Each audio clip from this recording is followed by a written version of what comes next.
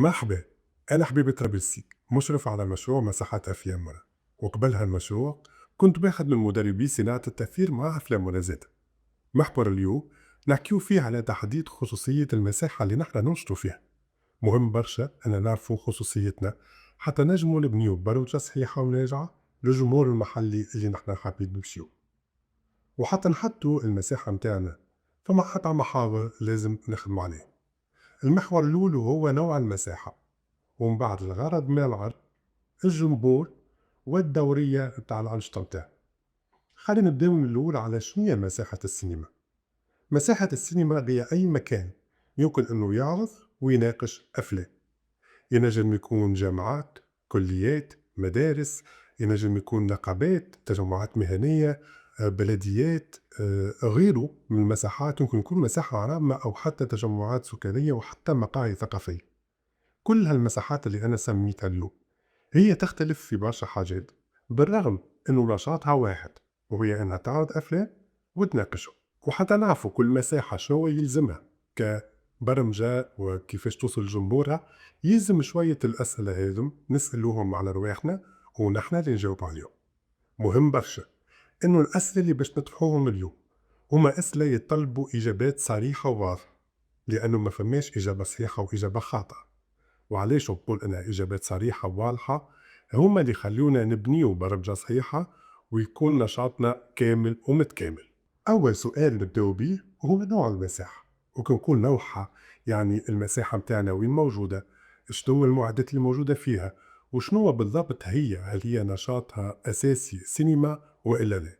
مثلا مساحتنا موجوده في المدينه، في ريف ولا في مخيم نجديد، هل مساحتنا فيها معدات او لا، وهو المعدات متناسبة مع الأنشطة متاعنا أم لا كذلك. هل المساحة متاعنا هي مخصصة للسينما وإلا هي تعمل أنشطة أخرى، ونحن في كل مرة نمشي ونقدموا نشاط سينمائي فيها. مثلا على موضوع المعدات، نتصور لو كان نحن مساحة ننشطوا في صحة عامة وعنا آلة عرض تمشي أو تخدم بالكهرباء، لكن ماناش في كل مرة متأكدين أنه فما شكون يمدنا بوصلة كهرباء. فلهنا نجمو نستنتجو انه نحن عنا معدات لكنها غير ملائمة للنشاط متاعنا، وهذا اللي يخلينا نفكروا في بديل حتى يكون النشاط متاعنا مستمر وما يصيرش تعطيله لأي سبب من الأسباب. كيف في بخصوص موقعنا الجغرافي، هل نحن في وسط مدينة طلابية؟ هل نحن في جبل؟ هل نحن على مدينة ساحلية اللي يكون فيها جمهور أكثر في الصيف يمكن؟ وغيره وغيره وغيره من التفاصيل اللي تحددنا نوعية المساحة متاعنا ككل. بعد ما شفنا الأربع محاور اللي لازم كل واحد منا يشوفهم، يقراهم، يسأل على نفسه الأسئلة هذم ويطرحهم على نفسه وعلى فريقه حتى يعرف خصوصية المساحة متاعه، نحب نشارك معاكم تمرين صغير وتقوموا بنفس الأسئلة اللي نحن طرحناهم على مثال حي موجود، وموجود زادة في دليل المساحات اللي ندعيكم أنكم تمشيوا تقرأوا المقال المكتوب على نادي السينما النسائي بقسنطين. النادي هذا تأسس عام 1986، أسسوه 3 أكاديميات أساتذة في الجامعة.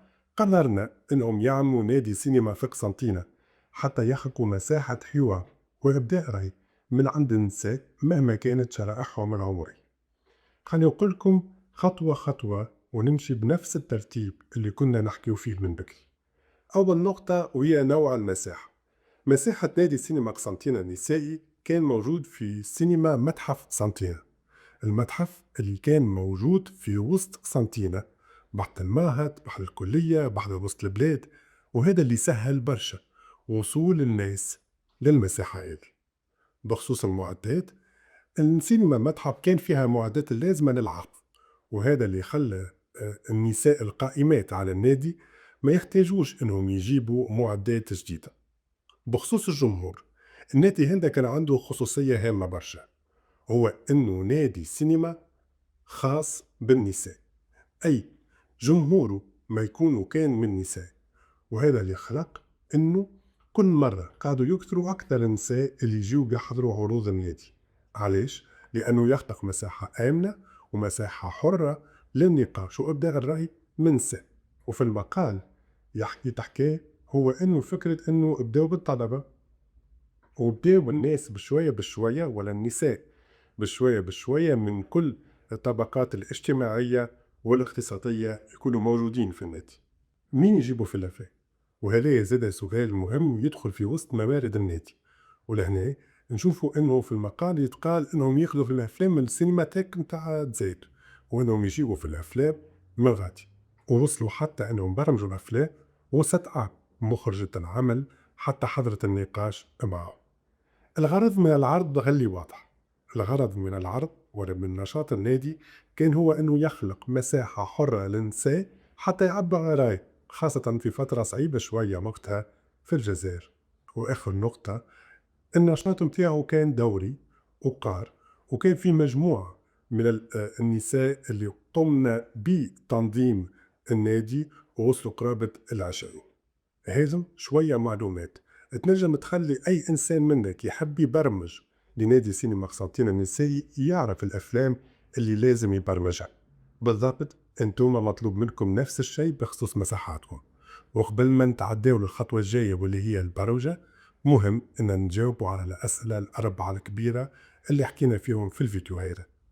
وبما أنه كلمة الجمهور تعاودت عدة مرات اليوم، فمهم برشا أن نفكروا في مصطلح المشاركة المجتمعية، وهالمصطلح هذا باش تعرضوا له حتى في محاور قادمة في تدريب مساحات أفلامنا، لأنه كيفاش نخليو جمهورنا اللي قاعد يحضر مش فقط جمهور سلبي يحضر الأفلام اللي نحن قدمناها، إنما جمهور ينجم يشارك في البرمجة، في التنظيم، يشارك في التقييم وفي المتابعة، وهذا بطبيعة باش تلقاوه على طول فترة التدريب.